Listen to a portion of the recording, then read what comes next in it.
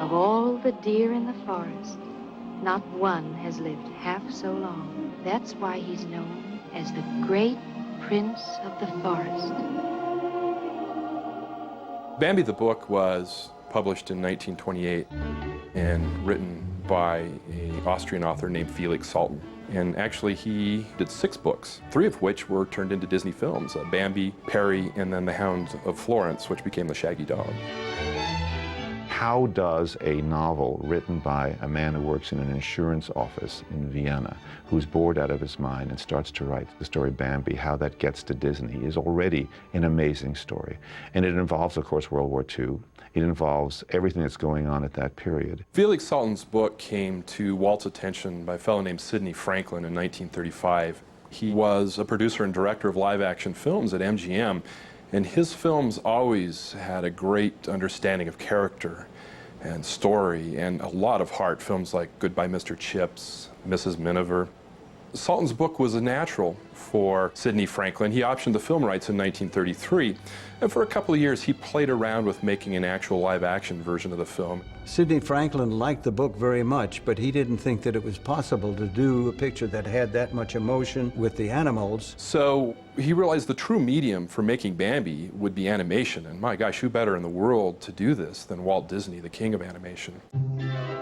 So he approached Walt Disney with the book.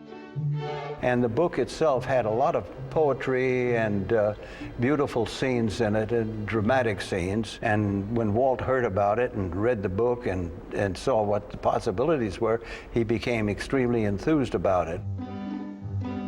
I think Walt was always somebody he was a nature guy.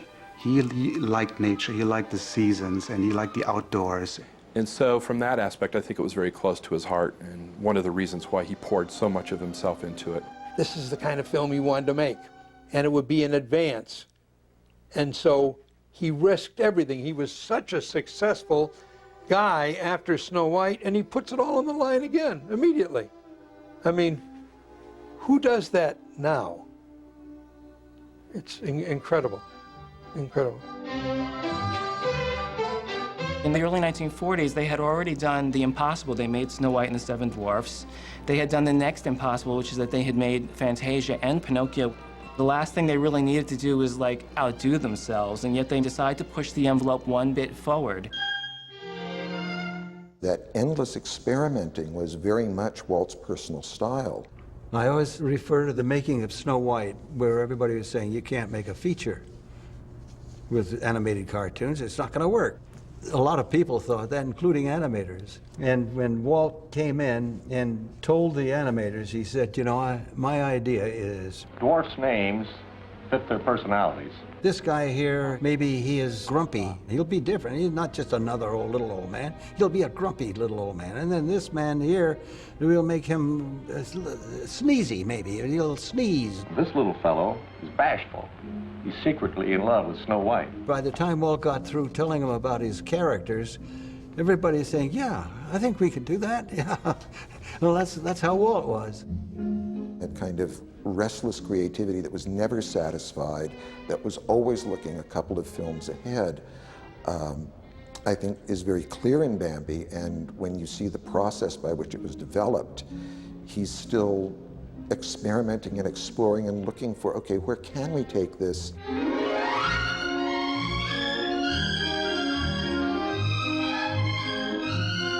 This great work of art, Bambi, came from the most chaotic time in the Disney studios.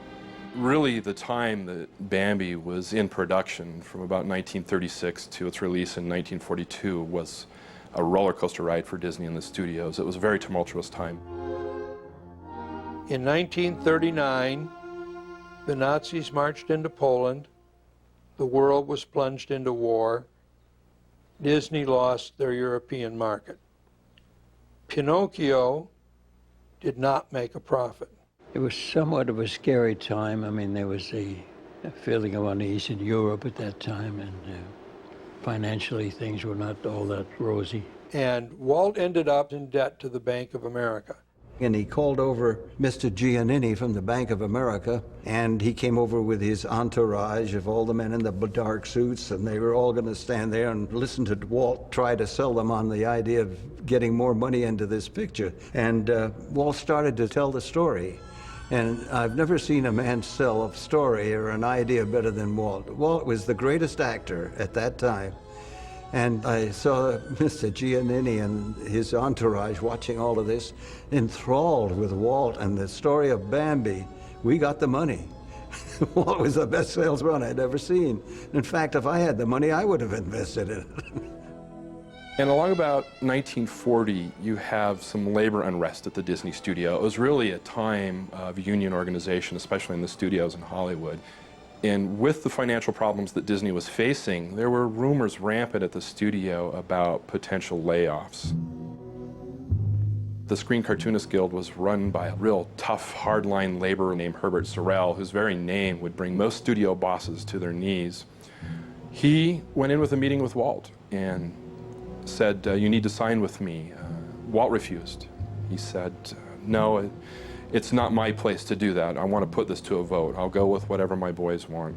Sorrell had lost before on a vote, and I think he realized that he didn't have a majority of the artists. And he threatened Walt with a strike. Walt was adamant he was not going to sign with Sorrell's union unless the boys voted it.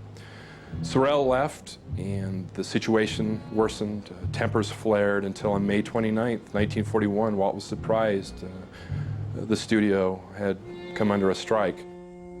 Well, Bambi was still in the early stages of production and pre-production during the strike, but that was such a watershed in the history of the Disney studio and the history of animation that its impact was felt and still echoes down the decades. I don't know that any of the key artists on Bambi went out on the strike. They were in a different area physically. We hardly knew that the strike was happening.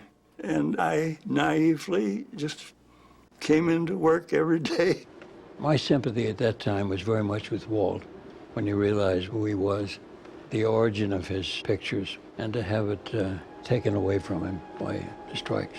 And then finally, they brought in a government mediator, and the government mediator settled the strike if Walt would take 2 strikers for every person that didn't go out on strike. And that's what happened to the studio. Then the Japanese bombed Pearl Harbor. We got in the Second World War. The war had an enormous impact on the Disney studio. The war turned our studio into a military reservation. All our facilities were devoted to making films for the war effort. And actually, you know, the studio was taken over. So he survived that way. By the time of Bambi's release in August of 1942, the world had been at war for almost 3 years, and the United States had been at war for 9 to 10 months. I find it maybe an overlaying emotion to the picture, but the idea that it opened in August of 1942 during the war in London. The world premiere was in London, right in the middle of it all. I mean, Bambi was much realer and intense dramatically than audiences might have been expecting from an animated film. Well, as a matter of fact, Bambi didn't make a profit on the first release. Pinocchio, Fantasia, and Bambi all lost money initially. Since then, of course, they've gone on to reap millions, but it took those films a while to be recognized for what they were by the general public. Walt should have been rewarded tremendously for Fantasia, for Dumbo, for Bambi, but the public was just simply on to global domination. But Walt was the eternal optimist. Now, even though we have the deer facing trials and tribulations and the loss of his mother, ultimately everything ends up all right. And that was sort of what was going on at the studio, is here Walt was going through all the trials and tribulations of the strike, the financial problems in the war. And I think internally he was an optimist. He felt that everything would turn out right, and that was Bambi.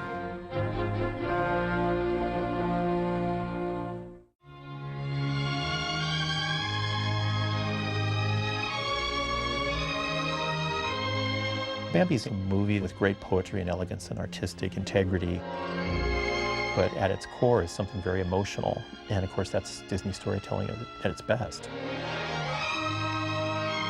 this world could use some of the messages, that little beautiful story of Bambi. A film like Bambi will never get old. It's timeless. It really stands alone as one of, the great motion pictures ever made. People talk about the philosophies, the art value, the animation, and the styling of that picture as being the epitome of the art of animation. Glad to have been part of that.